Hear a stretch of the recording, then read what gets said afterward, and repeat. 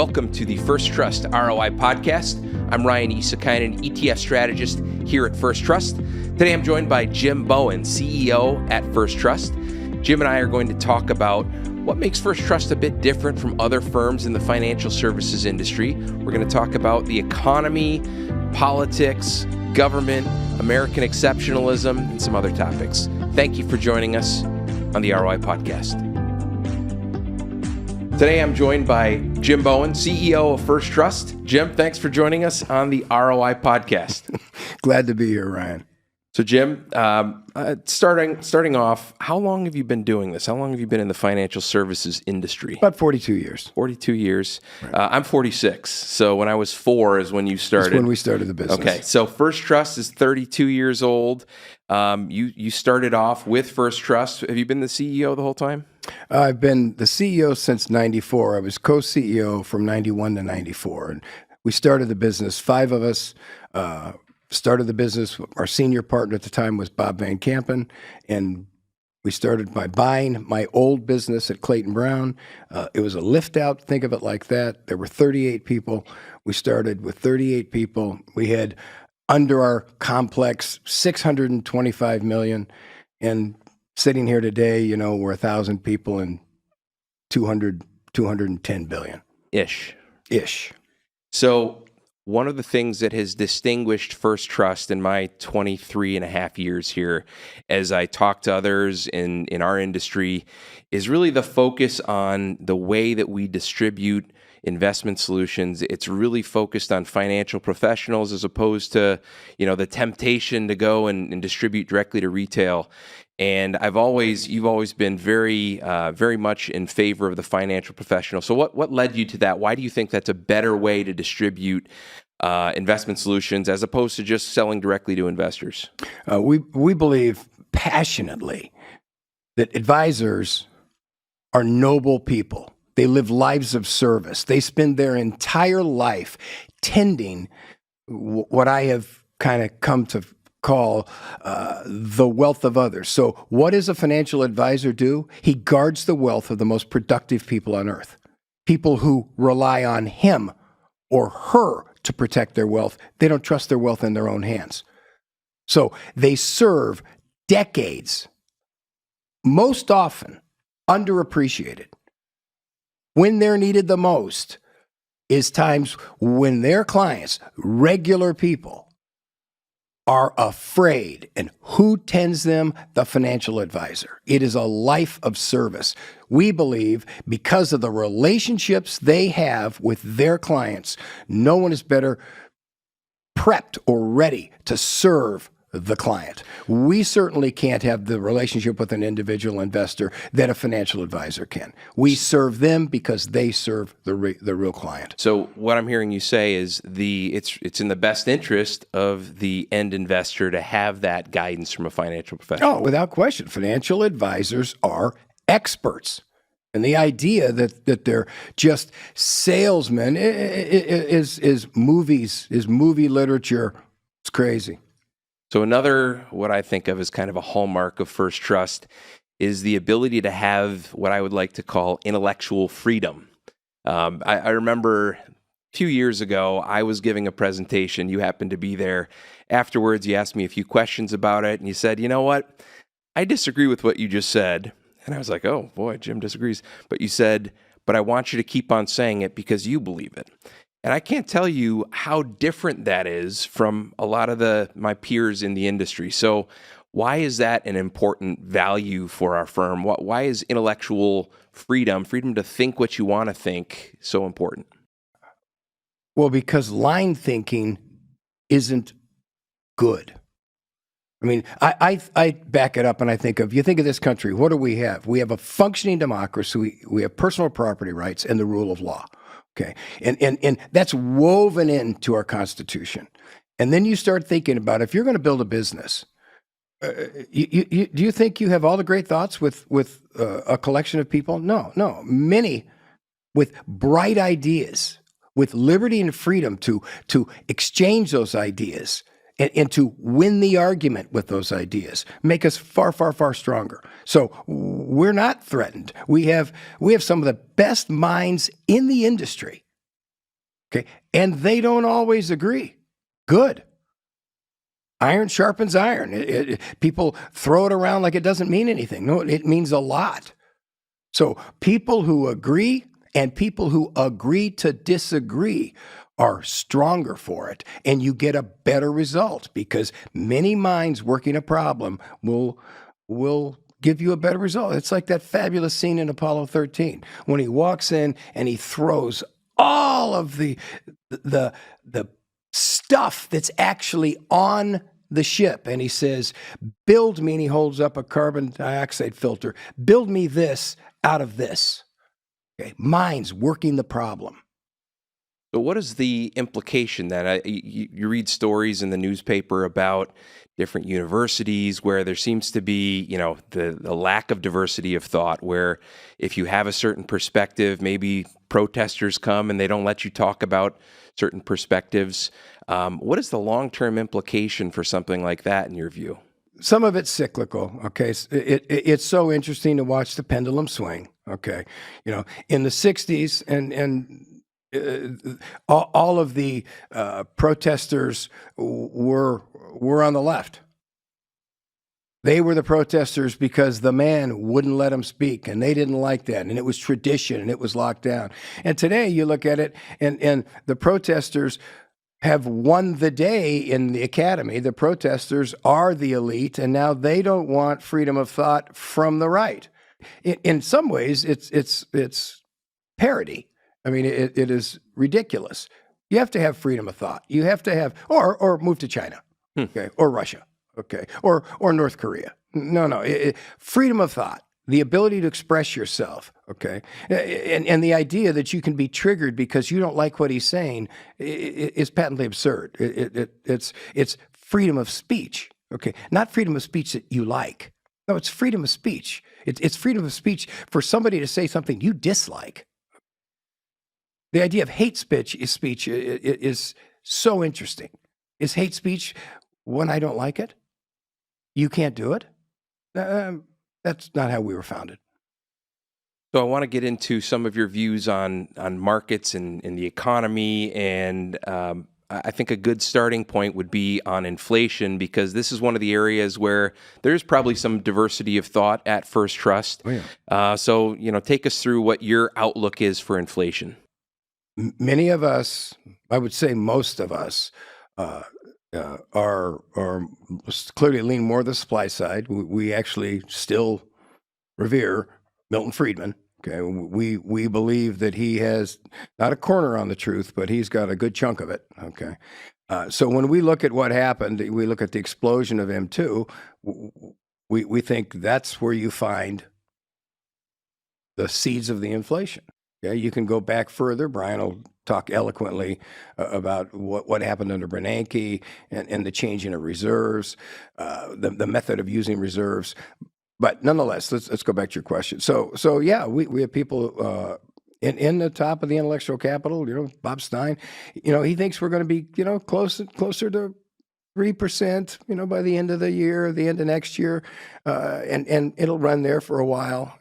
I think Brian's a little higher. Brian thinks it's going to be, it could be 4 or 5. Okay, I will not be. I will be shocked if it's just at 5. I believe it's going to be higher longer. I believe that Fed presidents are, as are most people in Washington, subject to the pulling of the political world. And I believe next year, as unemployment goes and as the economy slows, you're going to see Powell cut rates. And when you cut rates in that environment, you're locking in inflation. We're back to stagflation of the 70s. Government is so huge, it's just crazy. So the fact that next year is an election year, do you think that has an influence on what the Fed decides to do next year? I think the Fed is not immune to the reality of that. So in the 70s, we saw a surge of inflation, came back down, went back up again. Is that, no one knows the future, right? No one knows the future, is that, but to me, study the past to know what's coming. The famous Twain line. Doesn't repeat itself, but it rhymes. our view is that at least a lot of the folks at First Trust, that the Fed is going to, maybe one or two more rate increases, likely to keep the policy rate higher for a longer period of time than most people expect, and that's likely to tip the economy into to a recession. So, in your view, what does that look like? What sort of recession do you think we're in for in the next few years? I don't think it's going to be a soft landing. I think it's going to be a hard recession. I think there's going to be unemployment. I think rates are not going to come down. They're going to cut rates, but the mortgages aren't going to come down. It's just back to the 70s. If you want to look at the 70s, and then you put it in context, look at the unrest that was going on in the 70s. And that's kind of where we are. Look at all of our major cities, or most of our major cities. There's a level of unrest that we haven't seen in decades. And we're just kind of making the same mistakes in some of our opinion. The other thing that is happening right now is we've massive budget deficits. The government is spending a tremendous amount of money, borrowing from our kids and grandkids. So where does that get resolved? Does that get resolved, or are we going to just continue to build up these deficits and debts as far as the eye can see? What do you think happens? I love Bob Stein's view on this. His view on this is, once you start running massive deficits like we are, the public does get involved, and the public demands that there be some accountability. And you just look at the 80s and the 90s and you see it. So the only way out is to slow spending's growth and create an economy that grows faster than the spending, and then you grow your way out of it. And we've done that. When you think about how we have basically loaded the wall with the shelf with debt, and then for World War II, and then we slowly paid it down, whined about it, paid it down.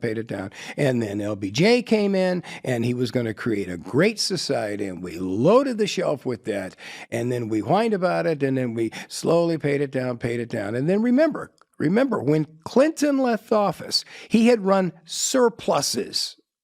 Okay, the wall had come down, the spending in defense lessened, we were running surpluses. He could have almost paid the debt off. And now what have we done? Now we have put more debt on the shelf than has ever been there.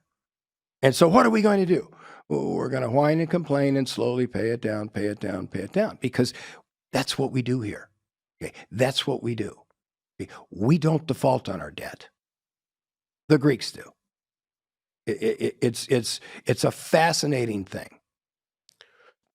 I guess this is somewhat of a political question, but do you think that the politicians will have the will to actually do that in the next? When does that happen? It just seems like the politicians will have the will to do it when there's no other way out, and when the people demand it.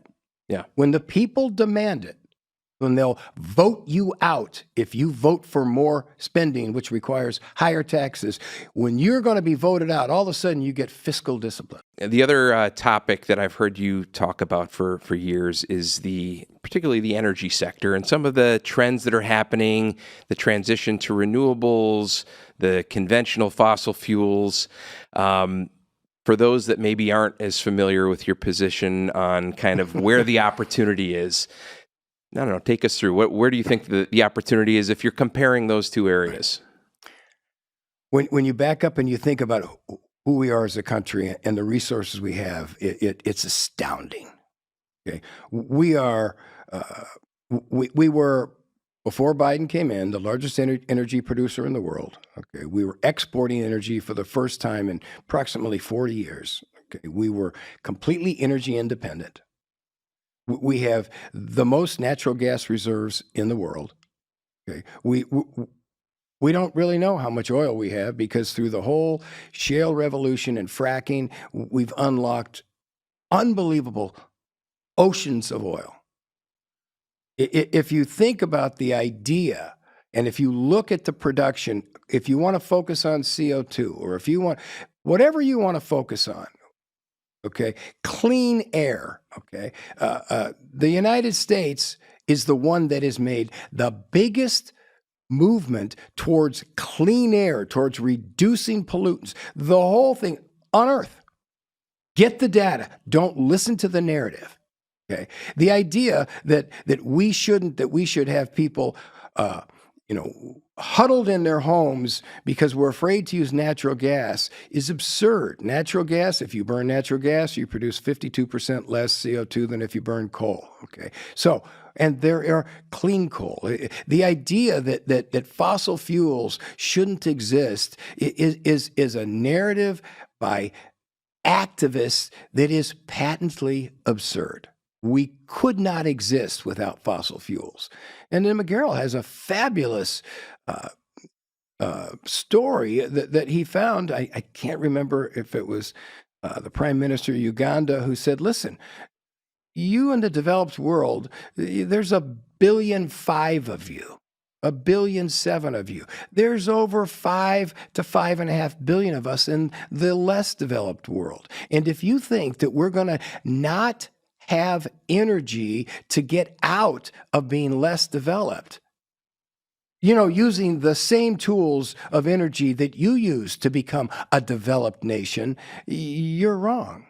And of course, it's absurd. Okay. And if you just back up, I know I'm off of the oil, but because I could go too long and too boring on oil.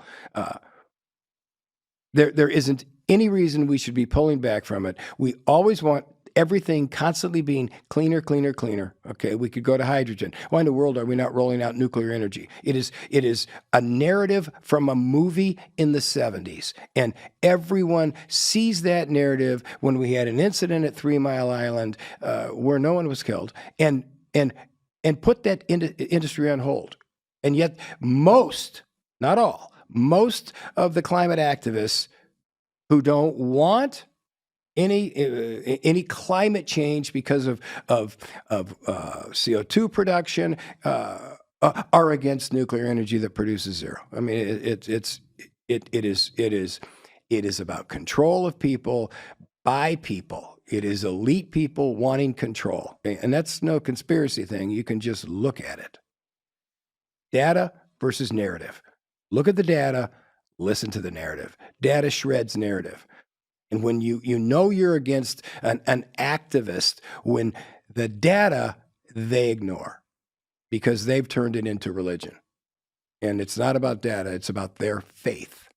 And it's just fascinating to watch. Thinking about like raising the standard of living for people in the developing world, we don't really care about, the environment and things like that. If you're living, one meal to the next and you're burning logs to cook your food or something like that, the argument that you really need to raise the standard of living of people so they can care about they can have an outlook further than a month or a week. That is really where we need to move to. And you can't get there without fossil fuels or nuclear but that doesn't mean that there's anything necessarily wrong with renewables, right? I mean, you're not anti. Absolutely not. I'm not anti-renewable. I'm anti-subsidized renewables. Yeah.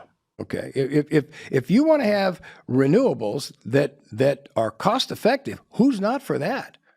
But don't masquerade that solar or wind is cost effective if you put all the costs into it. If you put the cost of building the plant, the windmills, the cost of disposal of the windmill.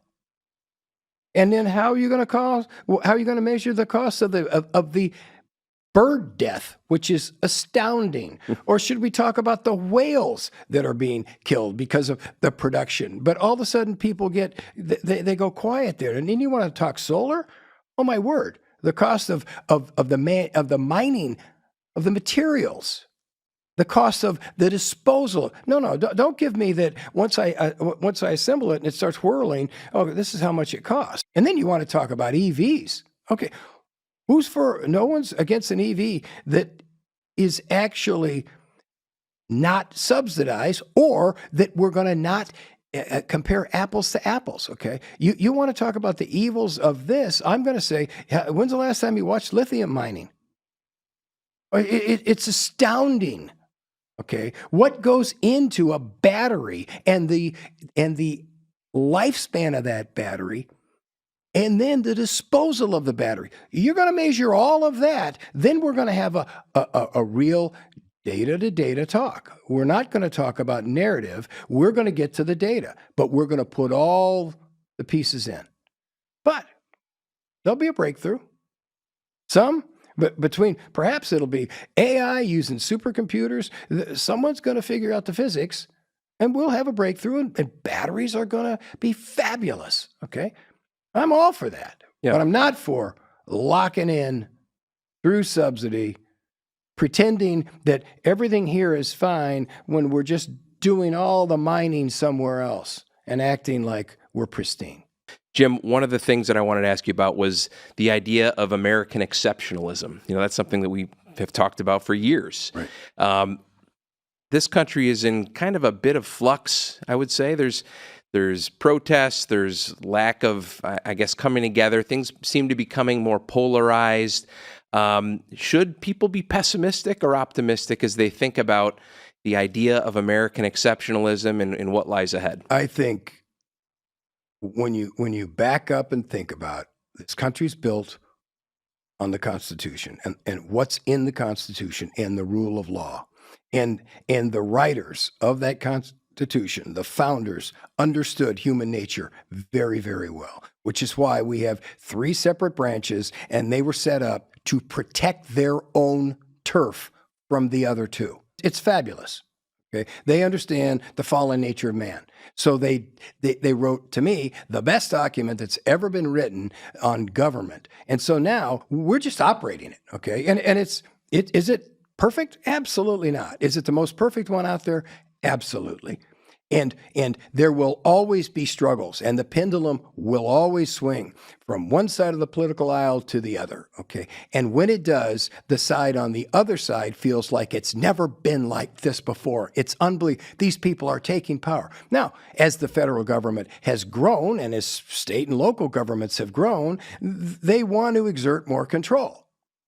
And so if you're not engaged, it's easy to not think about it. I frankly constantly get kind of stunned by the low level of participation of the population in voting. When you start actually looking at the numbers, it's kind of astounding. Okay, and so if you don't vote, well then shame on you. Okay, and if you live in a place where cash bail, like they just rolled out in Illinois, if you live in a place where you think that that's going to be a positive thing, well, then let's see. Let's measure it. Let's watch what happens. I guess Illinois believes that they're going to be different than LA and New York, where it's been a dismal failure. But be pessimistic? No, it's America. This is where every single morning we wake up and we have the ability to adjust the knobs and make things better, and we do. Okay, it's in the DNA of this place. Okay, do I want illegal immigration? Absolutely not. Do I want immigration? Absolutely. Okay, how should we test it? Oh, Reagan had it best, okay? Wide gates, high walls, okay? You got to come through the gates. Well, who do we let through? Well, maybe it's time to start saying we ought to do it by the means of tools that they have, not money, okay? No, if we need a lot more software engineers, well, then if you're a software engineer, why wouldn't we want you here? If you're an expert in X, Y, or Z, why wouldn't we want you here? Come in. You're an expert. Weave yourself into our souls. Weave yourself into this country. Okay. The idea that we're going to just sit in pockets, no. You're an American. You may be an Italian American, an English American, a French American, but you're American. You keep your heritage, but you're now an American because that's what we are. Okay. But that's what we do.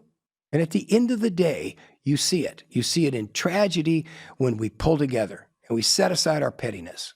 And one last thing, what spins so much of the current division is social media. Okay, social media is extraordinary in its ability to project one view as if it is enormous. And when you prick through it, it is not. Okay, and then you stir in. You stir in all the bots. You stir in all the fake accounts. You stir in, and people buy it. people buy it. People like video more than they like the written word. It's not good or bad. It just is. Okay. Well, some people don't. Some people like the written word. Well, big deal. It's a video world. Okay. It's a video world. So you have to understand that, and to a degree, everyone has to learn to use that. But you don't be used by that. You critically think. Okay.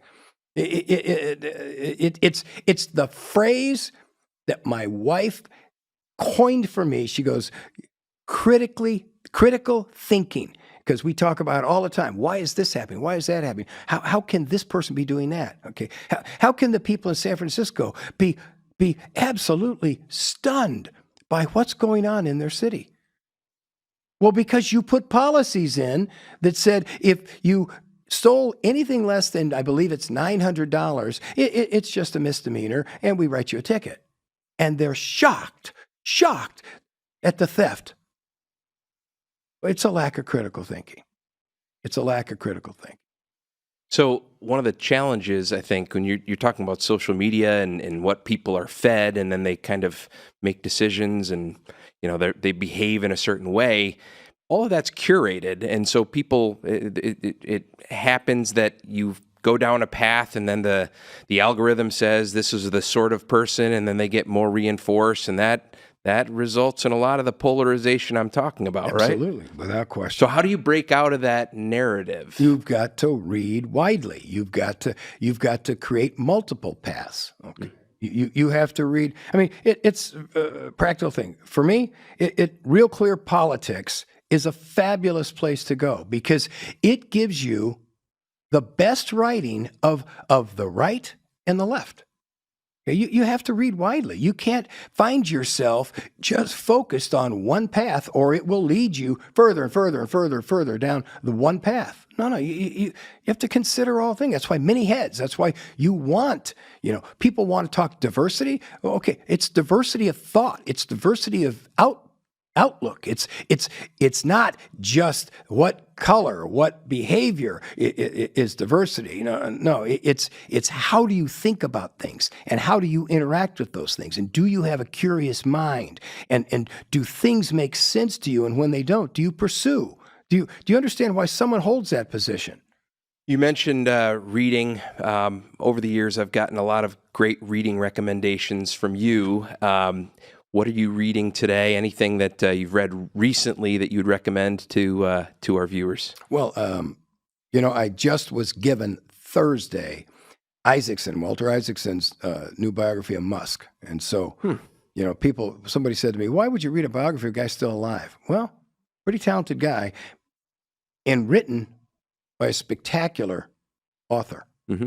Okay. Nobody's perfect, but Isaacson truly tries to capture the person. I try to read a decent amount of biographies. I'm sure you've probably, read more broadly than I have on some of these biographies. But what strikes me is that you can be talking about the same person. There's 2-3 different authors, and they have a completely different story of that person. It all depends on the perspective of the author. Exactly. And my two favorite words: perspective, context. Yeah.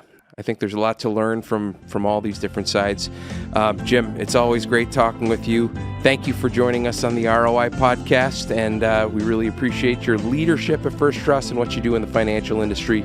So thank you. Thank you, Ryan. And thank you to all of you who have joined us on the ROI podcast. We'll see you next time.